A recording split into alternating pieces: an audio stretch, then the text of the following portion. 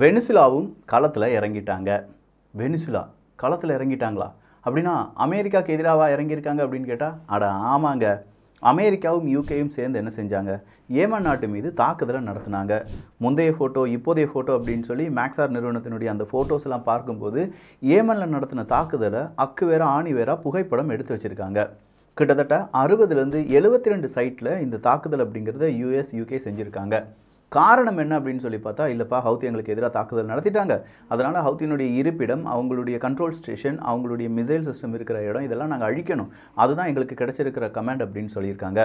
சரி, அமெரிக்காவினுடைய இந்த கமாண்ட் ஆஃபீஸர் கண்டிப்பாக யார் வந்திருக்கணும், டிஃபென்ஸ் செக்ரட்டரி லாய்ட் ஆஸ்டின் அவர்கள் என்ன செஞ்சுருக்கணும், இதற்கான உத்தரவை பிறப்பித்திருக்க வேண்டும். ஆனால் லாய்ட் ஆஸ்டின் அவர்கள் தான் ஹாஸ்பிட்டல் இருக்காரு அப்படிங்கிற ஒரு கேள்வி வந்துச்சு.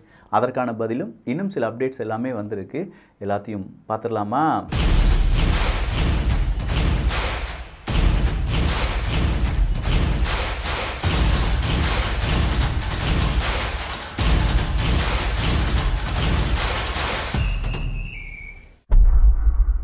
வெனிசுலாவினுடைய அதிபர் மதுரோ அவர்கள் இப்போ என்ன சொல்லியிருக்காங்கன்னா, எப்பா யூஎஸ் யூகே செஞ்சது ரொம்ப பெரிய தவறு. ஏமன் நாட்டுக்குள்ளே அவங்க ஏன் அட்டாக் நடத்த போகிறாங்க, எங்கேயோ நடக்கக்கூடிய அட்டாக்குக்கு இவங்க தான் காரணம், இந்த நாடு தான் காரணம்னு சொல்லி ஒரு நாட்டுக்கு எதிராக அமெரிக்கா மற்றும் மேற்கத்திய நாடுகள் நடத்தக்கூடிய இந்த தாக்குதல் தொடர்ந்துக்கிட்டே இருக்குது. இப்படியே போச்சுன்னா எந்த நாட்டாலையும் நிம்மதியாக வாழ முடியாது, இதற்கு ஒரு எண் கார்டை போடணும் அப்படின்னு சொல்லி மதுரோ அவர்கள் சொல்லியிருக்காங்க.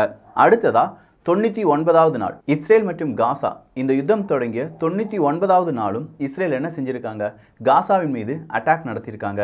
அதுவும் மேற்கு கரை ஓரமாக இன்றைக்கி நடத்தின அட்டாக்ல 2 சிறுவர்கள் ஒரு முதியவர் அப்படின்னு சொல்லி 3 பேர் கொலை செய்யப்பட்டிருக்கிறார்கள். இதை செஞ்சது இஸ்ரேலினுடைய ஐடிஎஃப் தான்.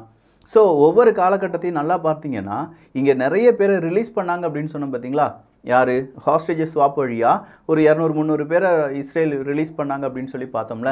ஆனால் அதை விட கூடுதலாக, அதை விட 10 மடங்கு, கிட்டத்தட்ட ஒரு 5000 பேரை இதுவரையிலும் காணவில்லை, அதை அரெஸ்ட் பண்ணி தான் கொண்டு போயிருக்காங்க அப்படிங்கிற தகவலும் வெளியாகி இருக்கிறது.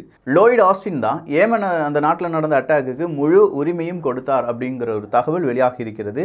பென்டகன் என்ன சொல்லியிருக்காங்கன்னா, லாய்ட் ஆஸ்டின் அவர்கள் ஹாஸ்பிட்டலில் இருந்து இதற்கான உத்தரவை பிறப்பித்தார், நாங்கள் அவங்ககிட்ட காரியத்தெல்லாம் சொன்னோம், அவர் சொன்னார் இல்லை இது கண்டிப்பாக நம்ம இந்த அட்டாக்கை செஞ்சே ஆகணும், இந்த அட்டாக்கை செஞ்சால் தான் ஹவுத்தியை நம்மளால் என்ன செய்ய முடியும், கண்ட்ரோலில் வச்சிருக்க முடியும், எனவே நீங்கள் என்ன வேணாலும் செஞ்சுக்கோங்க அப்படிங்கிற மாதிரி ஒரு உத்தரவு பிறப்பிக்கப்பட்டிருக்கிறது. ஆனால் இந்த ஹவுத்திக்கு எதிராக அட்டாக் அப்படிங்கிறது ஒரே ஒரு நாள் மட்டும்தான் நடந்துச்சு அப்படின்னு பார்த்தா கிடையாது. இன்னைக்கு எகெயின் அமெரிக்காவினுடைய அவங்களுடைய விமானப்படை தாக்குதலை நடத்த ஆரம்பிச்சிருக்காங்க. இது எங்கே போய் முடியும் அப்படிங்கிறது தெரியலை. ஆல்ரெடி மேற்குலக நாடுகளுக்கு எதிராக அரபுலக நாடுகள் ஒன்றிணைவார்களா இல்லையா அப்படிங்கிறது கேள்வி இருக்கும்போது ஏமன் நாட்டுக்குள்ளே இறங்கி 2வது முறையும் அடிக்கிறாங்க அப்படின்னு சொல்கிறதும், இஸ்ரேலுக்கு எதிராக சவுத் ஆப்பிரிக்கா கொண்டு வந்த இனப்படுகொலை வழக்கு அப்படிங்கிறது விசாரணையில் இருக்கும்போதே இஸ்ரேலுக்கு ஆதரவான நாடுகள் மறுபடியும் ஒரு இனப்படுகொலையில் ஈடுபடுறாங்களா அப்படிங்கிற ஒரு கேள்வியும் இங்கே ரொம்ப பெருசாக மாறி இருக்குன்னு சொல்லலாம். பைடன் அவர்கள் இப்போ என்ன சொல்ல போகிறார், 2024 இந்த வருஷம் அவங்களுக்கு தேர்தல் இருக்குது. அந்த தேர்தலின் போது கண்டிப்பாக ஒன்று உக்ரைன் ஜெயிச்சிருக்கணும், அப்படி இல்லைனா இஸ்ரேல் ஜெயிச்சிருக்கணும். இந்த 2 யுத்தத்திலையும் அமெரிக்கா பங்கு பெற்றிருக்கிறது அப்படிங்கிறது சின்ன குழந்தைக்கும் தெரியும், டிபி ட்ரூப்ஸ் நமக்கு நல்லாவே தெரியும். அப்போ பைடன் அவர்களுக்கு ஒரு பாசிட்டிவான அப்ரோச் வேணும்னா இந்த 2 நாடுகளும் ஜெயிக்க வேண்டும். ஆனால் உக்ரைன் ஜெயிக்கிற ஒரு நிலைமையில் இருக்காங்களா அப்படின்னு பார்த்தா இல்லை. வின்டர் சீசனை இன்னும் அவங்களால கண்ட்ரோல் பண்ண முடியல, சமாளிக்க முடியலை. இந்த பக்கமாக இஸ்ரேல் காசா அப்படின்னு சொல்லும்போது காசாவை எதிர்த்து இஸ்ரேல் ஜெயிச்சிருவாங்களா அப்படின்னு கேட்டால் இஸ்ரேல் ஜெயிச்சிருவாங்க அப்படின்னு சொல்லவும் முடியல, இஸ்ரேல் தோற்றுருவாங்க அப்படின்னு சொல்லி அமெரிக்காவில் சொல்ல முடியல. ஆனால் இஸ்ரேல் செய்கிறதுக்கெல்லாம் நாங்கள் ஓகே பண்ணிகிட்ருக்கோம், எது நடந்தாலும் நல்லதுக்கு தான், இஸ்ரேல் என்ன செஞ்சாலும் கரெக்டாக தான் இருக்கும் அப்படின்னு சொல்லி கண்மூடித்தனமாக பைடன் அவர்களுடைய அரசாங்கம் நம்புகிறது. ஸோ இதே பைடன் அவர்களுடைய அரசாங்கத்திடம் இன்றைக்கி ஒரு கேள்வி கேட்குறாங்க, அப்போ ஹவுத்தி வந்து டெரரிஸ்டா அப்படின்னு சொல்லி கேட்குறாங்க. யா மேபி அப்படின்னு சொல்லியிருக்காங்க. ஸோ அவங்களை தீவிரவாதிகளை அடுத்ததாக டெசிக்னேட் பண்ணுறதுக்கு யார் ரெடி ஆகிட்டு இருக்காங்க, அமெரிக்காவினுடைய அரசாங்கம் ரெடி ஆகிட்டு இருக்காங்க. ஸோ அங்கே இருக்கக்கூடிய இனவாதிகள் அப்படிங்கிற பெயர் மாறி உடனடியாக ஹவுத்திக்கு என்ன செய்ய போகிறாங்களாம், தீவிரவாத பட்டம் அப்படிங்கிறத கொடுக்க போகிறாங்க. அதற்கான முன்னெடுப்புகள் அப்படிங்கிறது அமெரிக்கா செய்து வருகிறது. அடுத்ததாக கிட்டத்தட்ட 100க்கும் அதிகமான மிசைல்ஸ், ஹவுத்தின சும்மாவா, 100க்கும் அதிகமான மிசைல்ஸ் மறுபடியும் ரெட் சி பக்கமாக ஏவி விட்டுருக்காங்க ஹவுத்தி. ஹவுத்தியை பொறுத்த வரைக்கும் எங்களுடைய இந்த ஒரு தாக்குதல் அப்படிங்கிறது தொடர்ந்து கொண்டே இருக்கும். அது அமெரிக்காவாக இருந்தாலும் சரி, யூகேயாக இருந்தாலும் சரி, அவங்க எங்கள் மீது தாக்குதல் நடத்திட்டாங்க அப்படின்னு சொல்லி நாங்கள் அதோடைய முடங்கி போக மாட்டோம், எங்களுடைய தாக்குதல் அதை விட கூடுதலாக இருக்கும் அப்படின்னு சொல்லி முதலையாவது 50-60 மிசைல்ஸ் அனுப்பிட்டு இருந்தாங்க. இப்போ 100க்கும் அதிகமான மிசைல்ஸை அனுப்ப ஆரம்பிச்சிருக்காங்க. அப்படி அனுப்ப ஆரம்பிச்சது மட்டும் தானா அப்படின்னா இல்லை. இன்னைக்கு 2 வீடியோவை ரிலீஸ் பண்ணியிருக்காங்க. அதை இதில் நம்மளால் டெலிகாஸ்ட் பண்ண முடியாது. ஜஸ்ட் ஒரு ஸ்க்ரீன்ஷாட் மட்டும் வச்சிடுறேன். அது என்னன்னா அவங்களுடைய ட்ரைனிங் வீடியோ அப்படிங்கிறதும் இல்லாட்டி ஹவுத்தியினுடைய ஃபிலிம் அப்படிங்கிற மாதிரியும் ரிலீஸ் ஆயிருக்கு. பொதுவாக நிறைய பேர் இந்த ட்ரெய்லர் ரிலீஸ் பண்ணாங்க தெரியுமா? இந்த உக்ரைன் ரஷ்யா போரின் போது நிறைய அமைப்புகள் உக்ரைன் ட்ரெய்லரை ரிலீஸ் பண்ணி விடுவாங்க. பிரிகோசின் அவர்கள் திடீர்னு பார்த்தா ட்ரெய்லரை ரிலீஸ் பண்ணி விடுவார். இன்னைக்கு ஏமன் நாட்டினுடைய ஹவுத்தி என்ன செஞ்சுருக்காங்கன்னா ஒரு ட்ரெய்லரை ரிலீஸ் பண்ணியிருக்காங்க. அதில் ட்ரோனை வச்சு ஒவ்வொரு கொடி, அதாவது இஸ்ரேலினுடைய கொடி அங்கே இருக்குது, யூகேனுடைய கொடி இருக்குது, அமெரிக்காவினுடைய கொடி இருக்குது. இந்த கொடி ரொம்ப தூரமாக இருக்குது. அப்போ ட்ரோன் பறந்துகிட்டே இருக்குது. அதை ஜூம் பண்ணி போகுது. அவ்வளோ தூரம் ட்ராவல் பண்ணி போகணும். ஜூம் பண்ணும்போது அது இஸ்ரேலினுடைய கொடி அப்படின்னும், இஸ்ரேலினுடைய கொடியை பார்த்தோன்னே டார்கெட்டை லாக் பண்ணிடுது. டார்கெட்டை லாக் பண்ண உடனே அந்த ட்ரோனில் இருக்கக்கூடிய ஒரு கிரெனேட் அப்படிங்கிறது நேராக கீழே போகுது. கிரெனேட் ஒரு குண்டு ஏதோ ஒன்று, ஒரு பாம்பு அப்படின்னு வச்சுக்கோங்களேன். அந்த பாம்பு நேராக கீழே போய் அந்த கொடிக்கு நடுவுலேயே போய் விழுகுது. ஸோ இதுலேருந்து என்ன தெரியுதுன்னா, ஒரு டார்கெட்டை ஏமன் நாட்டினுடைய அந்த ஹவுத்திகளால் இல்லாட்டி ஹவுத்திகிட்ட இருக்கக்கூடிய லேட்டஸ்ட் டெக்னாலஜியால் உணர முடியும். அப்படி உணர்ந்து அந்த டார்கெட்டை அழிப்பதற்கான வல்லமை மிக்க ட்ரோன்ஸ் அப்படிங்கிறது யார்கிட்ட இருக்குது? ஹவுத்திகிட்ட இருக்குது அப்படிங்கிறத வெளி உலகத்துக்கு காண்பிக்கிறாங்க. இந்த டெக்னாலஜியை கண்டிப்பாக ஈரான் தான் கொடுத்துருப்பாங்க அப்படின்னு சொல்லி யார் சொல்லிட்டு இருக்காங்க? இப்போ இஸ்ரேலுக்கு ஆதரவாக இருக்கக்கூடிய நாடுகள் எல்லாருமே எப்பா ஈரானுக்கு எதிராக நம்ம ஏதாவது செஞ்சு ஆகணும், ஹவுத்திக்கும் பாருங்கள் இந்த மாதிரி ட்ரோனெல்லாம் கொடுத்துருக்காங்க, அதுவும் அக்யூரேட்டாக அடிக்குது அப்படின்னு சொல்லி செமையான ஒரு விவாதம் நடந்துட்டுருக்கு. 3 ஃப்ளாக், அந்த 3 ஃப்ளாகுக்கு வீடியோ ரிலீஸ் பண்ணியிருந்தாங்க ஹவுத்தி. அதுதான் இதில் சிறப்பு. எப்போ 3 நாடுகளுடைய அந்த கொடியும் அங்கே போட்டு நாங்கள் அடிச்சிட்டோம், இனி 3 நாடுகளுடைய ஆர்மி வந்தாலும் நாங்கள் அடிப்போம் அப்படின்னு சொல்லியிருக்காங்க. இன்னும் ஈரான் ரொம்ப சைலண்டாக இதெல்லாம் வேடிக்கை பார்த்துட்டு இருக்காங்க அப்படின்னு சொல்லலாம்.